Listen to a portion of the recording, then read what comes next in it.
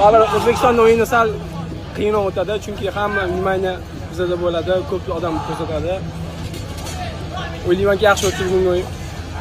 Terma jamoa bosh murabbiy qanday ko'rsatmalar bergandi, aynan himoyachilarga? Akalar zo'r beryapsiz, savolim bor. Javob. Bunaqa narsa aytilmaydi aka. Bu savolga javob berish qiyin. Xo'p, keyingi savol. Bu yoqqa ham o'ting. Nishonlash qanday bo'ladi? 10-da. Qiynayapti. 10-da nishonlash qanday bo'ladi? Ko'ramiz. Barcha Oldinda aytib qo'yish kerak emasmi? hozir butun O'zbekiston ko'ryapti sizni.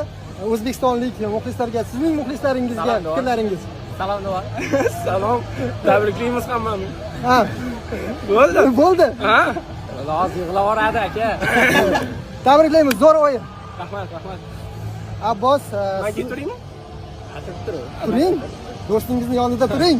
Bo'sh bo'lsang, Abbos. Sher qildingiz. Xo'p, Abbos, tabriklayman. Juda og'ir o'yin, juda og'ir yo'l bosib o'tildi va yangi tarix yaratilyapti shu haqida. Alhamdulillah. Bu g'alabaga erishdi butun xalqimiz juda ko'pdan beri kutdi. O'zbekiston futboli, O'zbekiston xalqi jahon chempionatiga chiqishga haqli edi deb o'ylayman, chunki bu ajoyib jamoa bilan chiqmasa uyat bo'lardi. Xudoga shukr, bu ani uddaladik. Alloh bersin. Ko'tarib olib ketdi.